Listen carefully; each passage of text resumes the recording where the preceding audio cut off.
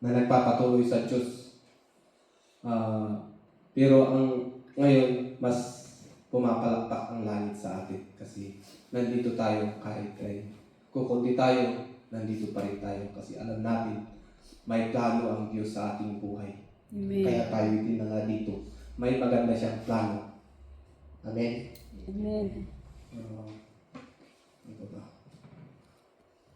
Ako'y laging humihingi ng pasensya kasi hindi ako sanay magturo sa gamit ng Tagalog kaya pagpasensya nyo po.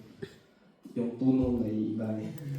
So ngayon, ang ibinigay ng Lord sa atin ngayon ng mensahe is yung Jeremiah 29:11. Sabi doon, nilagay ko sa title niya, Seek God who holds the plan. Ipahin natin ngayon. Di ba alam natin, favorite natin yan, mga kabataan, nung tayo na born again, yan yung pinaka-favorite natin na gustong-gusto natin pinupost sa Facebook. Pero ngayon, titingnan natin yung another look or another perspective sa verse na ito. Sabi dito, seek God who holds the plan. Piliin ang Diyos na may hawak ng plano. Sabi ng awit natin kanina, we seek you, or hindi namin hinahanap ang inyong kamay, kundi we seek. Hindi yung binibigay lamang ng Diyos ang hinahanap natin sa Kanya. Sabi ng kanta, we seek your face. Yung personality, yung character ni Lord ang ating hinahanap. Hindi lang yung sa biyaya, pagpapala, kundi tayo tumatanggap din ng pagpapalo minsan. Amen? Amen. So, lahat ba tayo ay may plano, sa ating buhay? Nagtagumpay ba? Pumalpak ba? 50-50. Pero ang plano ng Diyos, 100%, hindi 50-50. Yan, tayo po'y manalangin. Hallelujah. Hallelujah, Father God. Kiyaman kami. Nagpapasalamat kami sa araw na ito, sa buhay na ito, God, at sa buhay ng bawat isa na nandito, Panginoon. Kami po ay nagagalak sa mensahe na naman na aming matatanggap at ito ay makapagbibinefisyo sa aming buhay para mabuhay lamang sa inyong plano. At hanapin ka ng buong puso, ng buong buhay, ng buong kaluluwa ay hahanapin ka namin. Isusurrender namin ang mga plano namin sa aming buhay na pansariling plano, pansariling kagalakan. And now, God, we are to receive you, God, na anumang kagustuhan mo ay siyang maipangyari sa aming buhay. Panginoon, ngayon po ay dinideklara namin ang katagumpayan ng aming pag-aaral ng inyong salita. Panginoon, ikaw punawa ang siyang maitaas sa oras na ito. Walang tao na may tataas kundi ikaw lamang, Panginoon. At yung anumang gusto mong marinig namin, mga salita mo, ayun po ang gusto namin marinig, O God. Hindi yung galing sa akin, sa nailasagan na kinataong pagsasaw, but Lord, we are to expectant of your gagawin sa araw na ito. May bago kaming maririnig, mag-i-encourage sa amin. At anumang gawa ng kaaway, sisirain mo. Awan si kabaulan, walang kaya ang mga anumang gawa ng kaaway sa oras na ito. Na ikaw po ang siyang Diyos na siyang makapangyarihan sa lahat. Panginoon, cover us with your precious blood. Uray simbahan sa simbahan ito, i-cover mo mga upuan, O God. Walang nothing, war of the enemy will prosper, O God. Sika Ama, yag baligi ako Diyos. Agyaman kami na may gagawin ka sa oras namin, na ito, God, na hindi sayang ang pagpunta namin, hindi sayang ang oras na ito. We do believe na may gagawin ka. Something great and something new. Na kami po ay makakatanggap ng word na mag-i-encourage sa amin. Makakatanggap ng pagpapala sa aming buhay. Lord, salamat po sa gagawin mo sa oras na ito. Pumunta kami na walang-wala, mahina, mahirap, pero lalabas kami sa araw na ito, sa hapong ito na may pagpapala. Lalabas kami na punong-puno ng inyong mga encouragement, mga plano sa aming buhay. Salamat po, Panginoon. Tinataas ka namin sa oras na ito, dinadakila ka namin, at maingat po namin binabalik sa iyo ang lahat ng papuri, pasasalamat sa pangalan ni Jesus. Amen. For I know the plans I have for you. Sinong may alam ng plano? Ikaw, ang asawa mo, yung parents mo, pastor mo. Hindi. Sabi dito, si God ang nagsasalita. For I know the plans I have for you. Siya lamang ang nakakaalam ng plano niya. Mabuti na plano niya sa atin. Na kahit tayo ay dumadaan sa mga pagpapalo niya, mga mahirap, dumadaan tayo sa pagsubok gaya ng sinirkulas na nakakaranas tayo ng mapait na buhay, pero ito ay isang step o kaya ito ay kailangan nating daanan para sa matagumpay na buhay, sa masarap na buhay. Yun. Amen? So ngayon, ang tanong, how will I know the plan of God? Verse 13. Yeah. Yung sa una, yung sa 11, di ba yun ang favorite natin? May gagawin pala tayo bago natin makuha yung plano that we will seek God. Yeah, do not seek the plan. Sabi niyo, seek me and find me when you seek me with all your heart. Talagang buong puso, buong buhay natin nakahanapin siya. Kasi sa ngayon, di ba, maraming mga tao ang hindi alam ang plano. Ano ba ang tayo'y nag-aalala, nababalisa sa kinabukasan natin, di ba? Hindi natin alam ang gagawin natin, tayo po ay naguguluhan. Pero pag tayo ay hahanapin natin ang Diyos, hahanapin natin siya na may hawak ng plano, yun, matatagpuan natin siya. Kaya din sa Matthew 6:33, di ba, sabi doon na, anong unang gagawin natin? Seek first the kingdom of God. Yun ang dapat nating lakaran. In His righteousness, in all these things will be given to you as well. Hindi natin matatagpuan ang Diyos kung titingnan natin dito.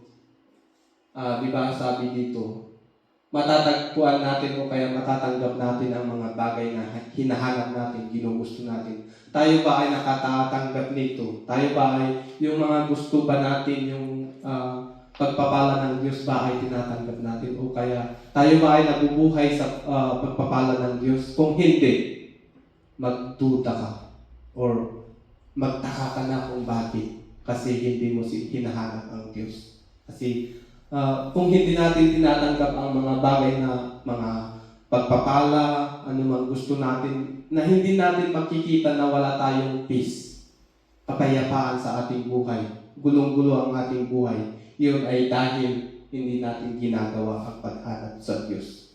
Amen.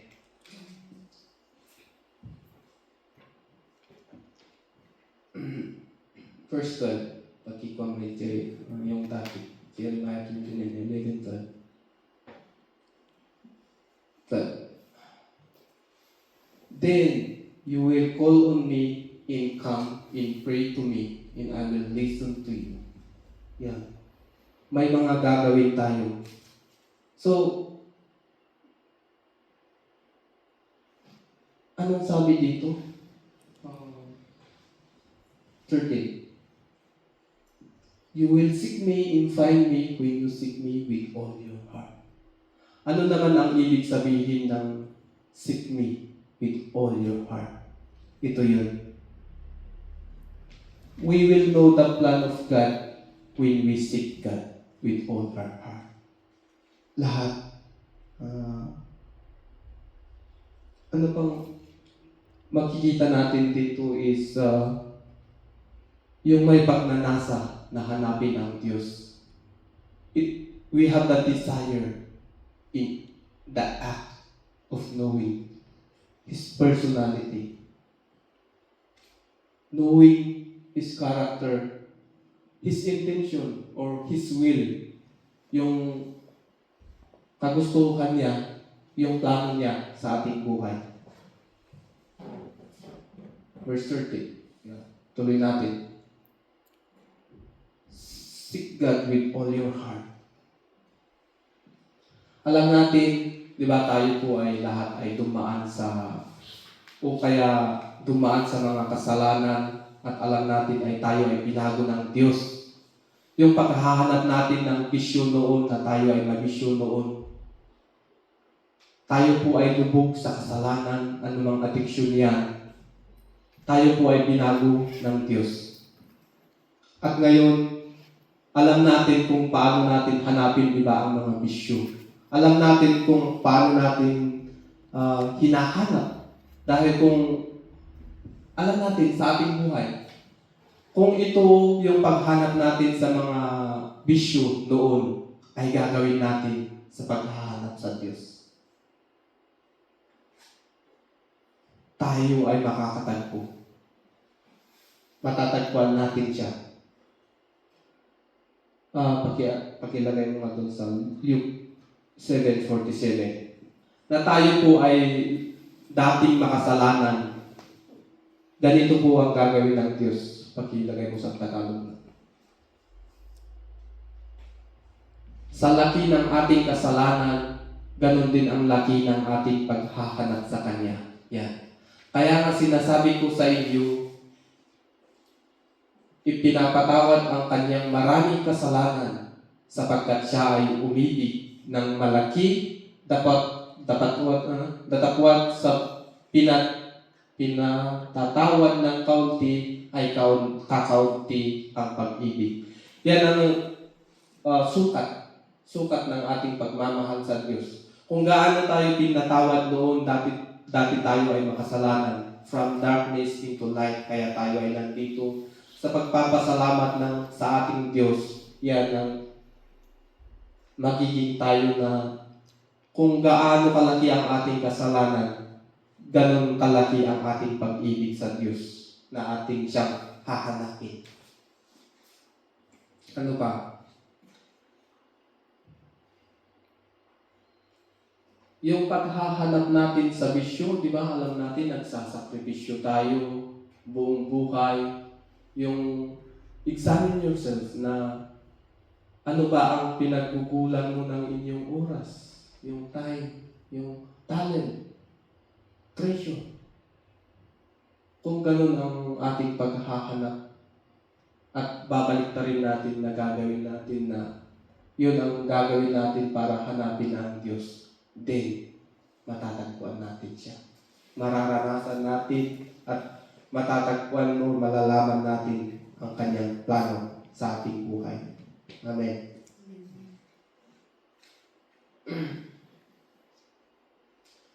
Mark 12:30. Yan. Love the Lord your God with all your heart, and with all your soul, and with all your mind, and with all your strength. Ganyan po ang magiging gagawin natin para, di ba tayo, sinasabi ko kanina, tayo po ay nagkasala, makasalanan dati. Ganyan tayo magmamahal na kung gaano tayo pinatawad ng Diyos o kung gaano kalaki ang pagpapatawad sa atin ng Diyos, ganon tayo kalaki na iibig sa Kanya. Hindi yung sinasabi natin na laging paghahanap ng pagkakakitaan. Pagising natin sa umaga, yung pagkakakitaan yung hinahanap natin. Diba? Sa atin.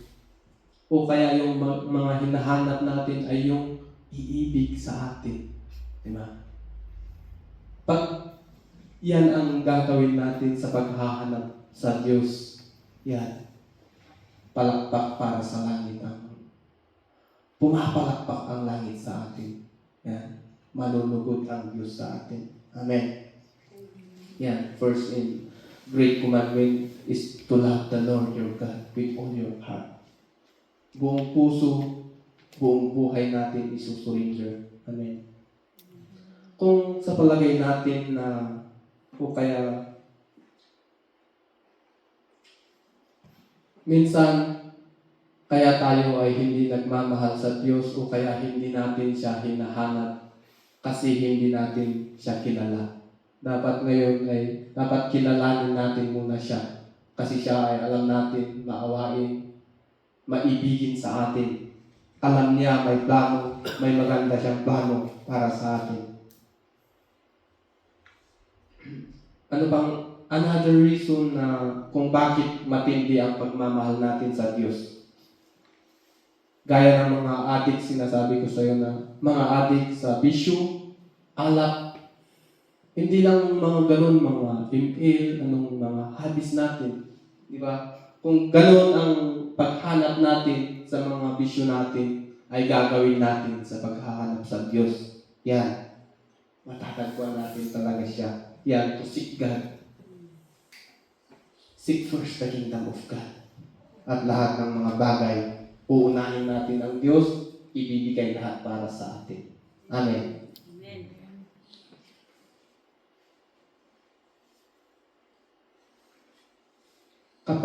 Kapag naman tayo po ay, di ba, sabi natin na nabago tayo at minsan bumabalik tayo sa pagkakasala o kaya sa bisyo. Yan, may biyaya ang Diyos. May biyaya ang Diyos at kakatagpuin tayo. Hindi natin antayin na may mangyari kaya yung personal testimony ko na hindi natin kailangan na may mangyari sa atin bago natin gawin ang ipinapagawa ng Diyos sa atin.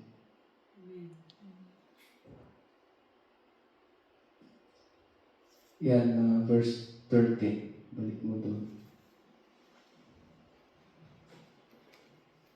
In you will find me. You will seek me, in you will find me. Yan. Yan, titingnan natin.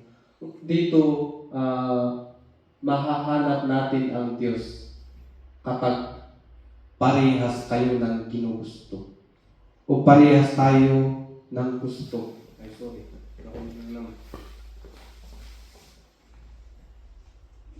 Mahahanap natin siya pag parehas tayo ng gusto ng Diyos. Kung ano ang mahalaga sa Kanya, yun ang mahalaga sa atin.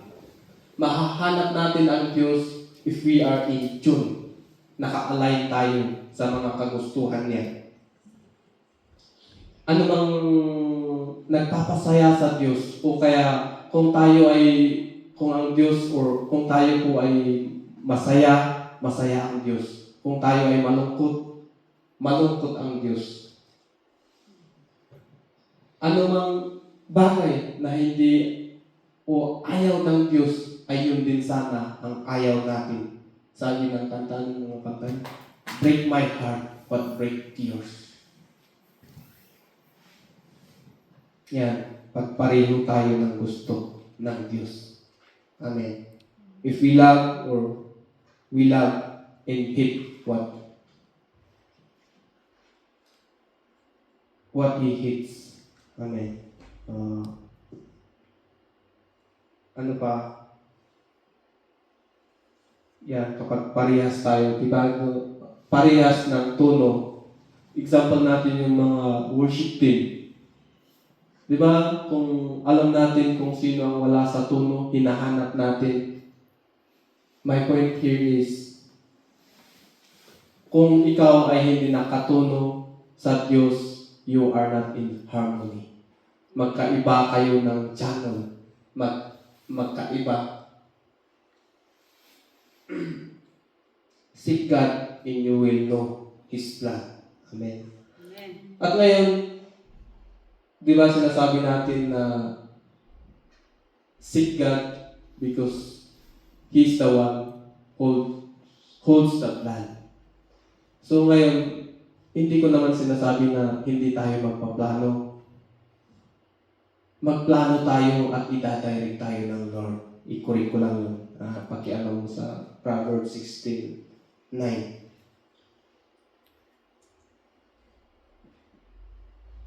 In their hearts, humans plan their course, but the Lord establish their steps. Okay. Yan. Pakitagalog mo nga. Translate mo.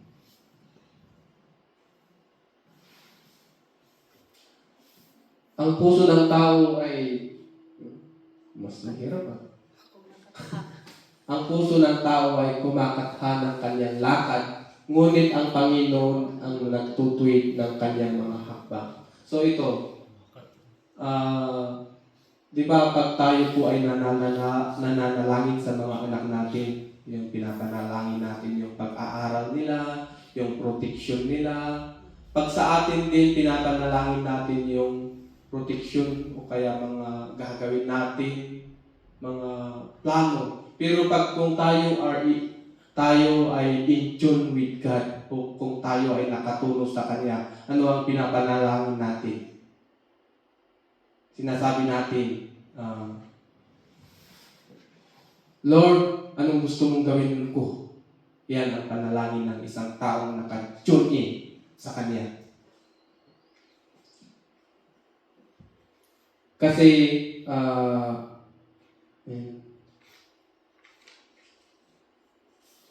parang ginagawa natin yung Proverbs 3:6. Pakiano mo.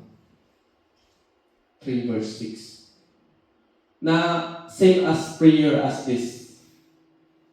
Lord, ayaw kong magkasala. Ituno mo ako. Ganon din. Sabi dito, in all your ways submit to Him, and He will make your path straight. Ganon din. Tayo po ay, kasi ang Diyos, hindi niya hahayaan tayo na magkakasala. Yan, kilalanin mo siya sa lahat ng inyong mga lakad at Kanyang ituturo ang inyong mga landas. Sa sinasabi kong plano ng Diyos, yung title natin, si God who holds the plan.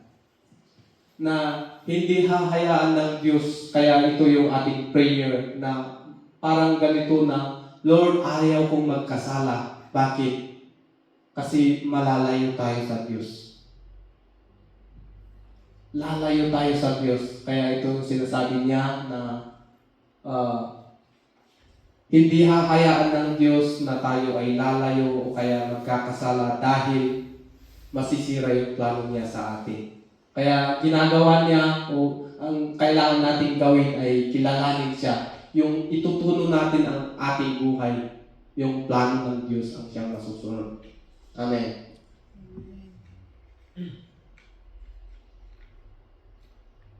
Yan, para kasi alam ng Diyos, minsan sa atin, di ba, hindi tayo nakatuno sa Kanya.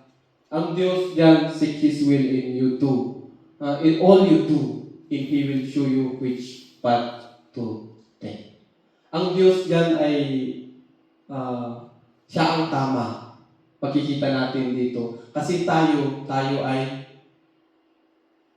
sintonado o kaya wala sa ayos. Kaya yan ang pinapanalangin natin na kaya ng ating panalangin na itutuno mo ako. Ayaw kong parang ginagawa natin, ayaw kong magkasala. Ituno mo ako, Panginoon, na magpapaturo tayo sa Kanya, hindi yung ginagawa natin yung pinaplano. Gusto kong pumunta sa Canada. Ano ba mga plano natin na hindi nakatuno sa Diyos? Yan, kailangan nating ituno ang ating buhay para maranasan natin yung plano. Seek God who holds the plan. Kasi siya ang may alam. Nakahawak ng kanyang plano sa ating buhay. Amen. Yung tuno na sinasabi ko para hindi mapalitan ng tuno o papalitan natin. Yung tuno, title is tuno. Joke lang. Yung ibig sabihin nito ay the word is abiding in you abiding in God, na parehas ng tuno. Tayo ay mabubuhay o kaya ikaw ay nabubuhay sa salita at kung ikaw ay nabubuhay sa salita ng Diyos, ikaw ay nabubuhay sa Diyos. Yun lang yung ibig sabihin ng tono na sinasabi ko. Kailangan lakaran natin yung ito in all His ways na tayo ay tutuno sa Kanya. Hindi yung lalayo, di ba? Lumalayo tayo. Saan tayo pupunta pag tayo lalayo? Sa demonyo, di ba? Mapapahamak tayo. Kaya kailangan natin ituno ang ating buhay sa Kanya. Next, letter B. Yung una kanina, for I know the plans.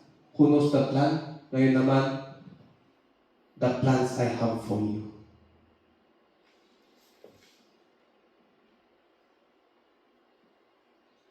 So, wow, may plano. May plano ang Diyos. O kaya, ang Diyos ay may plano, so is the enemy. John 10:10. Satan is trying to destroy yung plano ng Diyos sa ating buhay. Yan. Yan lang ang pakay niya sa atin. May plano ang Diyos, pero may plano ang kaaway. The thief comes only to steal, and to kill, and destroy. I have come that they may have life, and have it to the full. Yan ang plano ng Diyos, maganda. May plano ang kaaway, masama. Yan po. Pero, salamat sa Diyos. Bakit? Ipinabalik niya tayo sa kanyang original na plano. Kung mapapansin mo, ibalik mo doon sa dati. 13? 12. Bakit plans? Yan. Ay, ito pa. Yun. For I know the plans, declares the Lord. Plans. Bakit plural? Makikita natin, mababasa natin yan. Kasi maraming plano na nasira gawa ng ating kamalian sa buhay. May mga nasira consequences ng ating ginawang kasalanan. Kaya yan, nahiwalay, nawala. Bakit plural? Bakit plans? Kasi ang plano ng Diyos ay marami. Sunod-sunod yan. May sinira ang kaaway, sinira dahil sa ating kamalian sa buhay, may plano pa din ang Diyos. Marami yan, sunod-sunod. Binabalik tayo ng Diyos. Salamat sa Diyos at ibinabalik tayo. But God makes sure that His plan ay magaganap sa ating buhay. Mangyayari ito. Amen? God is in the business of restoring mga sinira ng kaaway sa ating buhay. Amen? Ay, mawawatan nyo. Amen. Narigat na? So, yan. Yan, bakit plural sinasabi ko? Yan. Ngayon naman, yung buhay mo kaya mga plano ng Diyos ay nasira, tayo po ay lumayo. Pero salamat sa Diyos, binabalik at binabalik pa tayo. Nire-repair, nire-restore ng Diyos ang ating nasira na buhay. Amen. So, anong gagawin ng Diyos na kung tayo po ay lumalayo, nasisira ang ating buhay? Maraming godly influences na ating mararanasan. He could be your pastor, mga kapatiran. He could be yung mga nagtestimony na hindi natin kilala. Maraming paraan, maraming bagay na tayo po ay lalapit ulit sa Diyos. Ilalapit o kaya marirepair, marirestore ang buhay natin. Maybe yung mga godly influences na it could be our family, mga kaibigan natin, di ba? Kaya tayo nandito, it is by the grace of God. May nanalangin sa atin. Hindi natin ito, pero may mga tao na isang araw ay nagtauhan. Katulad ko na dati lumamig yung pananampalataya sa Diyos, pero isang araw matatauhan tayo. Nakikita natin yung mga ginagawa natin ay hindi tama. Alam natin the Holy Spirit is leading in us. Alam natin sa sarili natin, the Holy Spirit will convict us in our sins. Alam natin kung wala tayong kapayapaan, di ba? Doon matatauhan tayo at maibabalik tayo sa presensya ng Diyos. That in God's presence, there is truly fullness of joy. Amen. Amen. Yan, ito. Moment of epiphany. Sabi dito. Moment when you suddenly feel that you understand or suddenly became conscious of. Ito ay, sa Tagalog ay, isang araw tayo po ay matatauhan. Gaya ng prodigal son, di ba? Ilagay mo doon. Na isang araw, Lucas 15:17, lagay mo sa Tagalog. Isang araw nagising siya at anong sabi? Kukunin ang kanyang mga mana at lumayo, winaldas, ginastos sa mga masasamang paraan. Isang araw, datapwat nang siya'y makapag-isip, ay sinabi niya, ilang mga alilang upahan ang aking ama ay may sapat at lumalabis na pagkain. At ako rito'y namamatay ng gutom. Kasi itong bata, itong anak ay nakikikain, alam natin, nakikikain sa pagkain ng baboy. Hindi siguro yun ang dahilan. Nung naubos ang kanyang pira, nung siya'y natauhan. Lagay mo ito sa susunod. Hindi lang nung naubos ang pira na siya'y natauhan. Magtitindig ako at paruroon sa aking ama at aking sasabihin sa kanya, Ama, nagkasala ako laban sa langit at sa inyong paningin. Makikita natin na siya'y nagbago kasi hindi lang siguro siya'y natauhan nung nawalan siya ng pira, di ba? Naubusan at nakikikain sa mga baboy, ang alagad niya. Next. Hindi na ako karapat-dapat na tawaging anak mo. Yan, nagre-rehearsal. Mimini-memorize yung kanyang sasabihin sa kanyang ama. Gawin mo akong tulad sa isa sa inyong mga alilang upahan. Yan. Next. Ano ba? Yan.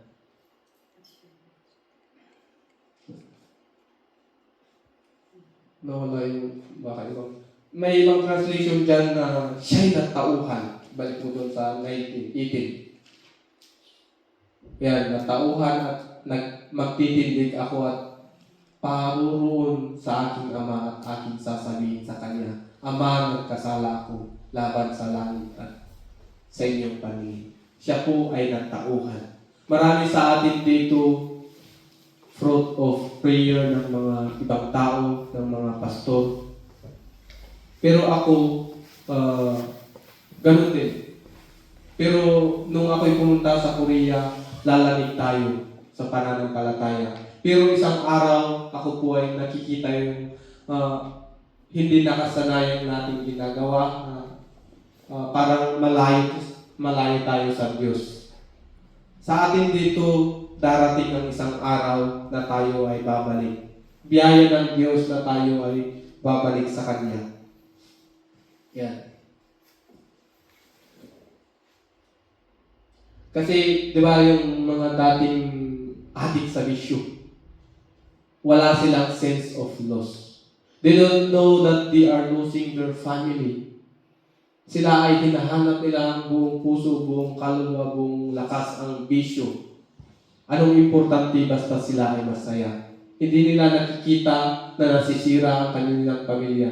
Yung dating ginagawa nila ay maraming mga tao ang bumagsak, nasira ang buhay, na pinayuhan ang mga iyon. Pero itong batang ito, siya ay natauhan.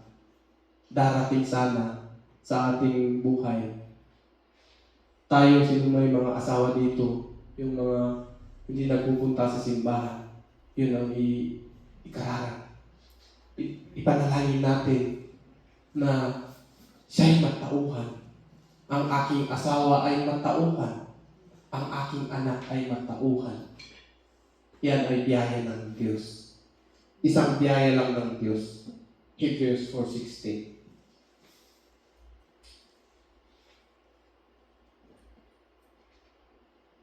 Yung sa mga nag-aakala na walang pag-asa o kaya yung masama nating ipinapanalangin, patuloy pa din na huwag tayong mawalan ng pag-asa na darating ang isang araw sa kanilang buhay ay sila ay matatauhan. Amen. Ito yung biyaya ng Diyos na tayo po ay mananalangin, na tayo ay lumalapit sa Diyos. Sa trono ng kanyang biyaya ay tayo ay lalapit. Amen. Magsilapit nga tayong may pagkakatiwala sa luklukan ng biyaya. Yan, sa trono ng kanyang biyaya upang tayo ay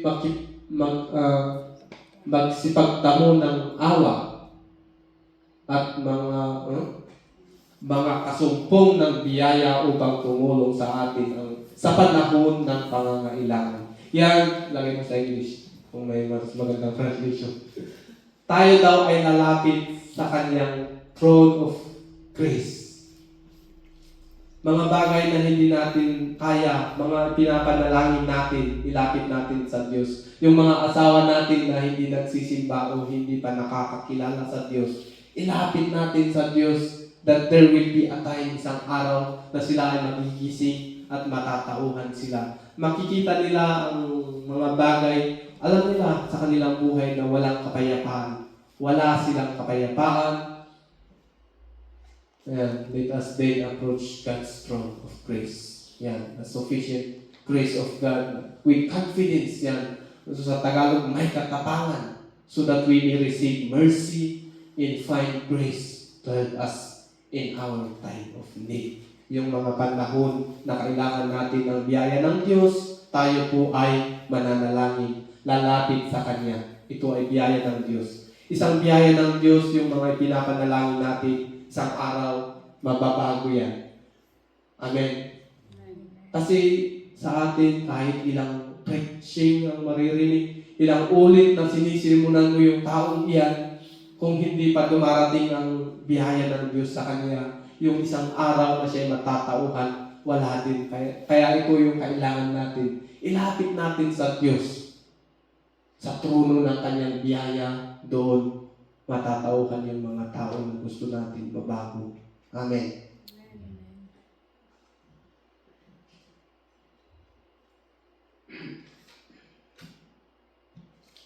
Next, verse 11. Yan. The plans I have for you. Ang tanong kanina, bakit plural? Bakit marami ang mga plano ng Diyos sa ating buhay? Bakit ba kasi? Kasi may nasira dahil sa ating ginawang kamalian.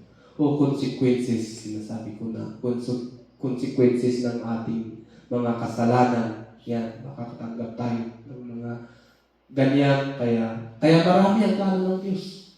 Kaya sinabing plans para hindi maubusan ng Diyos. Bakit plans? Maraming plano ang Diyos to counter the negative result of what we did. Mga kasalanan natin.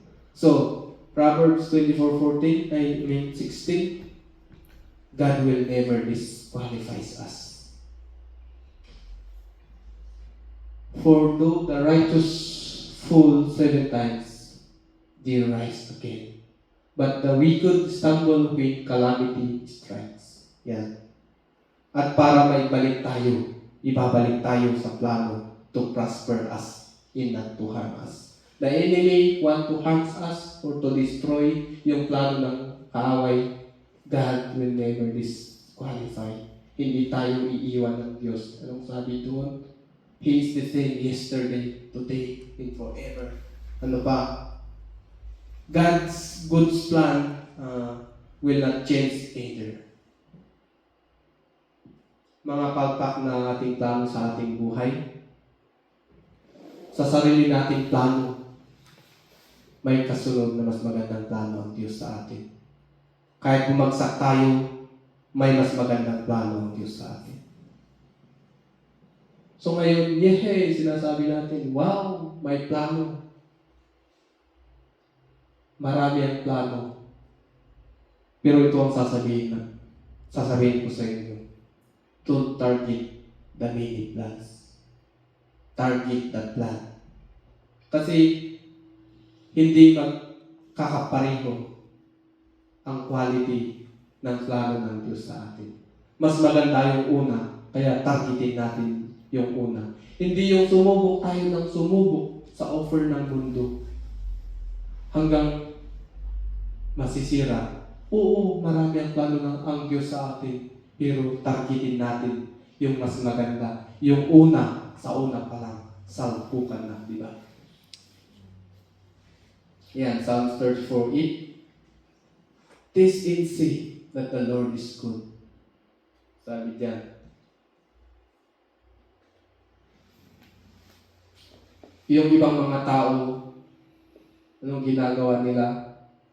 Taste the world and see how it will hurt them. Pakiano mo, Psalms 34, verse 8. Yan. Taste and see that the Lord is good. Blessed is the one who takes refuge in Him. Yung ibang mga tao, talagang sumubok sa offer ng mundo, hanggang yun ay masisira. Sumubok, pero yun ang biyaya ng Diyos, na sana isang araw, tayo po ay matatauhan. Kahit tayo, di ba? Kahit tayo, sino mga may struggle dito? Wala. Lahat tayo. Amen. Tayo po ay lalapit sa biyaya ng Diyos. Ako din, may struggle tayo, pero sa biyaya ng Diyos, sa Kanyang presensya, mababago. Matatauhan tayo. Yan. Kasi alam natin, ang plano niya sa atin ay mas maganda kaysa sa plano natin sa ating sarili. Yan. Ito yung highlight ng share ko ngayon. My plan for you is to prosper you and not to harm you. Bakit plano? Bakit sinabing plano? Ano? Ito po ay plano lamang. Kung sinira natin, yun, sira. This is just a plan. This is not your destiny. Ito ay hindi na yung kinabukasan natin. Plano pa lamang ng Diyos ito. Kailangan may gawin tayo na susunod tayo para ito ay maipangyari. Sumunod tayo sa kanyang pinapagawa sa atin. Diba? Amen? Ito ay plano kasi depende kung susunod tayo sa kanyang ipinapagawa para mangyari ang plano ng Diyos para sa atin. Amen?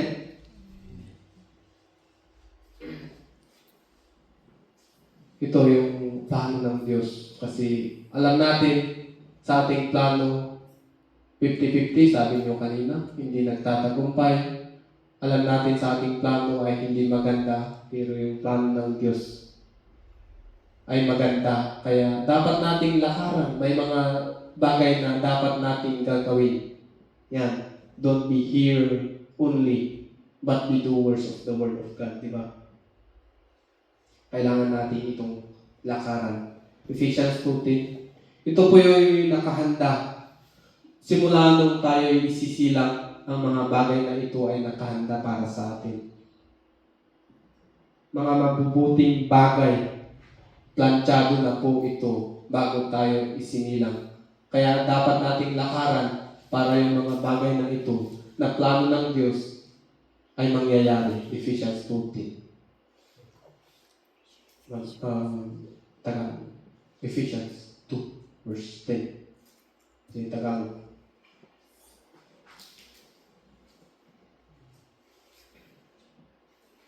Yan. Sapagkat tayo'y kanyang gawa na nilalang kay Kristo Jesus para sa mabubuting gawa na mga inihanda ng Diyos ng una upang siya nating lakaran. Yan po ay planchado yung plano ng Diyos sa atin bago tayo isilang. Kaya, amen, talagang mabuti ang Diyos. Wala tayong ibang pupuntahan kung lalayo tayo sa Diyos, di ba? Saan tayo pupunta? Kung lalayo tayo sa plano ng Diyos. Alak, pinupuntahan natin. choice natin na lakaran o kaya tanggapin yung plano ng Diyos. Kasi may will yung tao. Kaya it's up to us na lalakaran o kaya kung gagawin yung ipinapagawa ng Diyos. Gamitin natin yung buhay natin para sumunod sa Diyos. Alam natin ito ay ating ikakabuti. Ito pa, yung last, yung karugtong ng verse 11, 29:11. Plans to prosper you and not to harm you. Bakit? English muna. Yeah, for I know the plans. Plans to prosper you and not to harm you. Plans to give you hope in a future. Yeah. Na ang Diyos lamang ang gagawa nito. Mga plano niya sa atin. Kailangan nating magtiwala, isurrender ang ating will, isurrender yung plano natin sa Kanya na hinahayaan natin na Kanyang plano lamang ang siyang magtatagumpay. Bakit prosper? Sabi ko, prosper you in not to harm you. Yan. Kasi may mga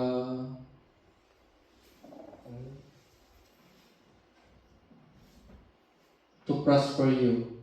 Kasi may mga prosperity that harms.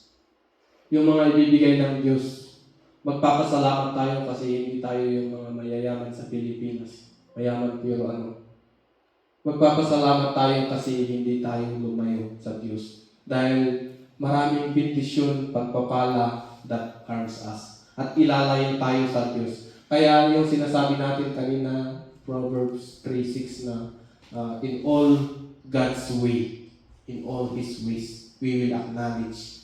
Hindi ka na yung kararat tayo, pinapanalangin natin na parang sinasabi natin ayaw kong magkasala. Kasi kung tayo magkakasala, yun, lalayo tayo sa plano ng Diyos. Yan.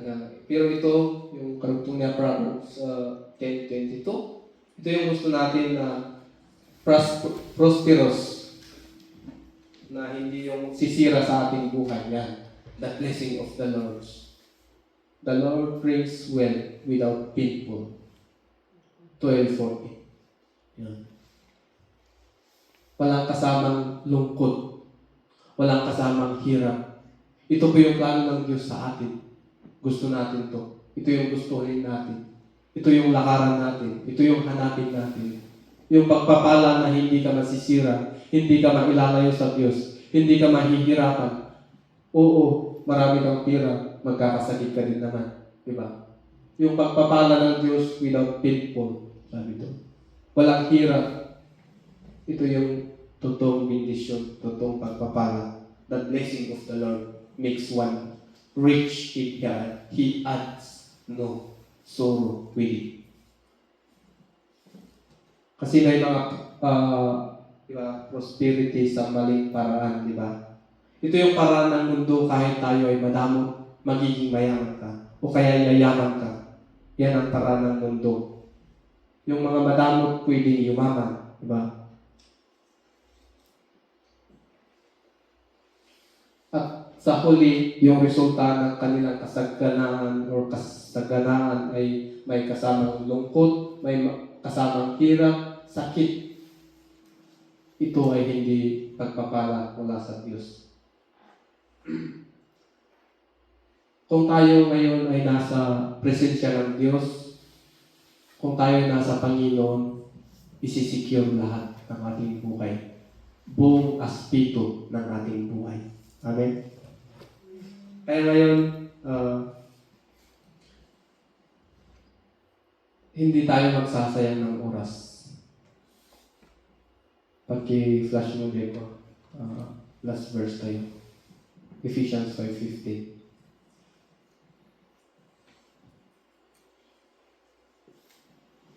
Yeah.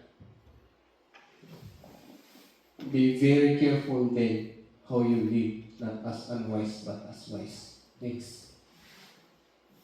Kasi making the most of every opportunity because the days are evil. Bawat pagtanggi at pag-atubili, nasasayang yung oras. Anong sabi dyan? Making the most of every opportunity because the days are evil.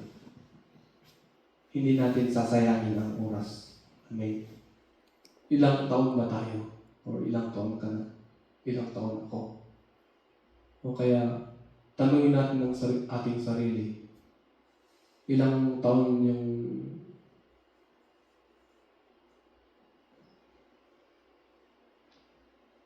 buhay natin na natira. Diba? Yan ay ating gagamitin for the glory of God. Ano ba? Diba alam natin sa buhay natin, lifespan is just 70. Kung malusog ay 80 hanggang 90.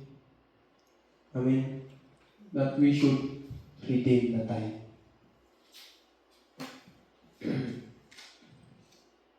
So ano yung pinag-aralan natin? Seek God who holds the plan.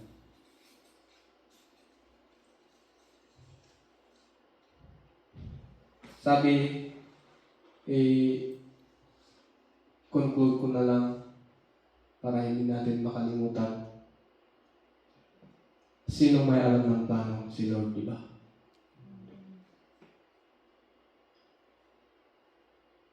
So, paano natin malalaman yung plano ng Diyos? Kailangan natin hanapin siya. Kasi siya yung may hawak ng plano. Ano pa? The plans I have for you, sabi dito, na kahit magkamali tayo ng ating ginawa, nasira yung ating buhay, yung plano natin, maraming plano ng Diyos. Amen. To make sure, maraming plano ng Diyos to make sure na maipapangyari na naman o kaya magaganap yung kanyang mga plano sa ating buhay. Marami ang plano ng Diyos to make sure na hindi ka lalayo at maibabalik ka pa rin sa kanyang plano to give you hope. O yan, pag-asa at kinabukasan. Yan ang kanyang ibibigay sa atin. Amen.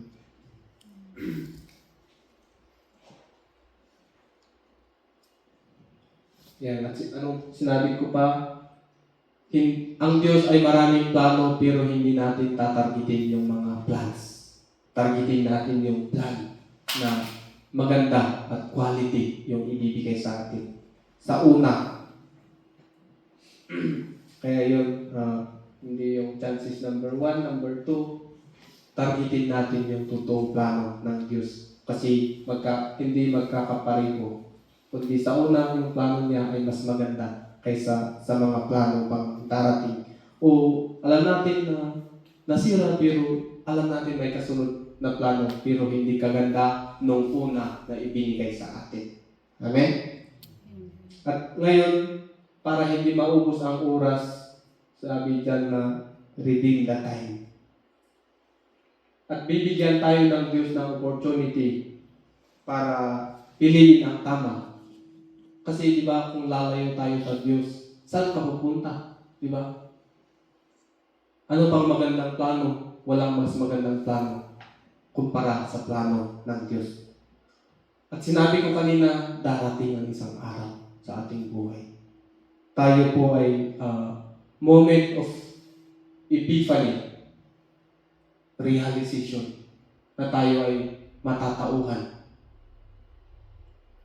na ito ay biyaya ng Diyos sa atin para may balik tayo sa magandang plano, magandang buhay na nakalaan para sa atin. Kaya nakawatan? Naiintindihan ba natin yung plano ng Diyos? Yan. For I know the plans I have for you. Yan. It's take another look, another perspective. May gagawin pala tayo. Hindi lang, wow, may plano ang Diyos. Wow, may plano. May magandang plano.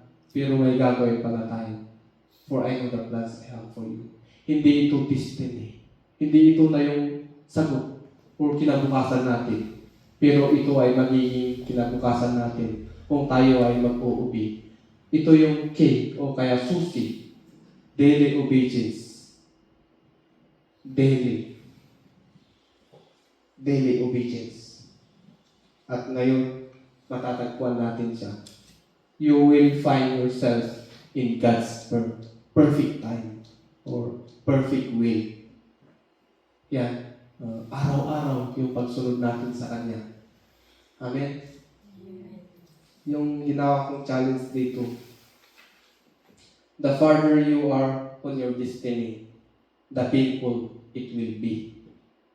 Maraming matututo sa hirap ng buhay. Maraming matututo kaysa sa prosperity.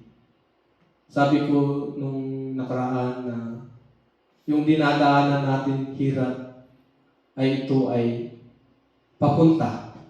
Alam natin sa ating buhay na kung tayo po ay dumadaan o kaya if you are in the will of God, alam mong makakaranas ka ng mga sakit, hirap, bitterness, mapait na buhay. Alam natin, yun lamang ay pagsubok ng Diyos para makamtan yung magandang plano niya sa atin. Amen? So ngayon,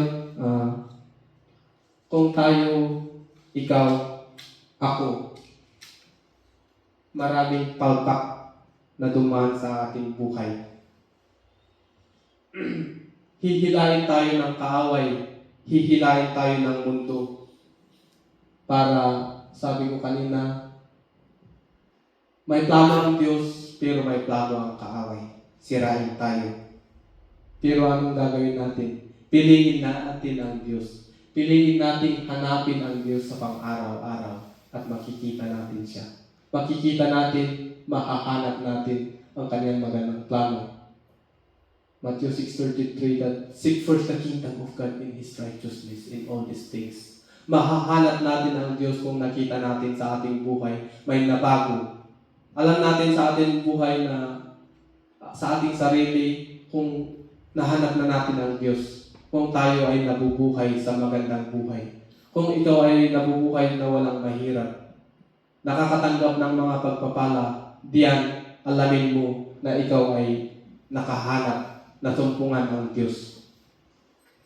Hindi yung seek first the kingdom o ginagawa natin, tingnan natin yung another law ng another version o kaya yung totoong sinasabi ng verse na nahahanap natin o kaya nahanap natin ang Diyos kung yung mga pagpapala ay nahanap natin.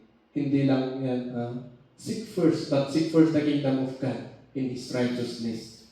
Yung gusto natin kasi in all these things, di ba? Yung lagi nating binabasa o kaya favorite verse, yun lamang, in all these things shall be given unto us. Yun lamang, hindi natin hinahanap ang Diyos. Hindi natin nilalakaran yung sabi, kingdom in His righteousness. At kung meron sa atin na hindi pa dumarating ang isang araw sa kanyang buhay,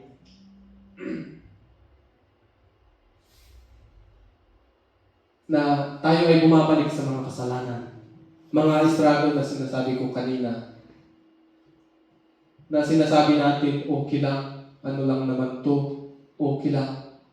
Alam mo, hindi yan okay. Dapat tayo ay lumapit sa biyaya ng Diyos.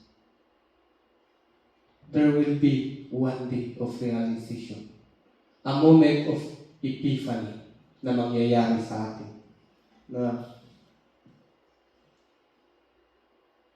yan, gaya ng prodigal son na sinasabi ko, sana po ay magkakaroon tayo ng realization.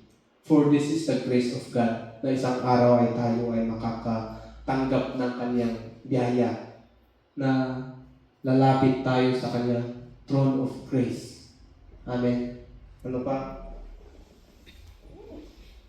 Pipiliin natin ang Diyos anumang presyo, na anumang iiwan natin, mga mahirap iwan ang bisyo, pero piliin natin ang Diyos. Ano mang hirap, isurrender natin. Sa atin, sinong wala siguro mga bisyo, no? Lahat tayo po ay binago ng Diyos totally. Amen. Wala nang nag-i-email dito, mga matatanda na tayo, ano? Yan, mga habits, mga anumang presyo na ating iiwan, dapat piliin natin ang Diyos. Amen.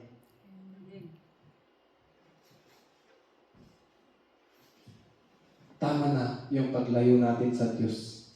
Dapat tayo po ay lumapit sa Kanyang biyaya. Biyaya ng Diyos. Tayo ay nandito, tayo po ay magpapasalamat sa Kanya. Kasi alam natin, tayo ay dinala from darkness to light. Tayo po ay ngayon ay nagpapasalamat, talagang binago ng Diyos at ngayon sana po makakaranas tayo. Hindi masasayang yung oras natin, yung pira natin na pumunta dito na kung nagtrabaho ka, sana may shikmano ka, di ba? Na tayo ay nandito kasi alam natin yung magandang plano ng Diyos sa atin. Amen. Yan, to seek God, not the plan. Seek God who holds the plan. Siya yung may hawak ng plano sa ating buhay.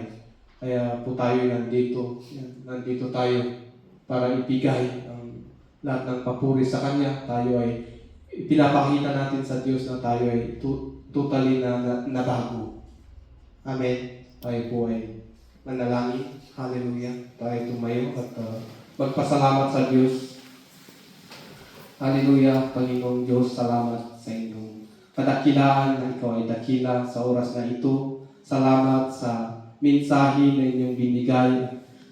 Salamat po, Panginoon, na ito ay maintindihan namin at aming maisabukay na ang pagtuturo mo ay turuan mo kami na hanapin ka ng buong puso, ng buong buhay namin, O God, na hindi kami mag-aatupili, magsasayang ng oras, pero kami ay hahanapin ka at ang inyong mga plano at kami po ay mabubuhay ng magandang buhay na inyong ipinangako sa amin. Salamat at pagpalain mo ang bawat puso, bawat isa sa amin na nandito. Salamat po, Panginoon, sa magandang plano na nakalaan sa amin, na kami ay hahanap sa iyo at makikita ka namin, O God.